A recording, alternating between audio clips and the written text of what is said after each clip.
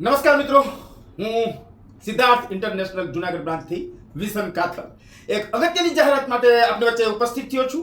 આવી રહ્યા છે ઇઝરાયલથી ઇન્ડિયામાં ક્લાયન્ટ. થઈ જજો તૈયાર. જે માત્ર પુરુષ ઉમેદવાર માટે એક સુનેરી તક છે.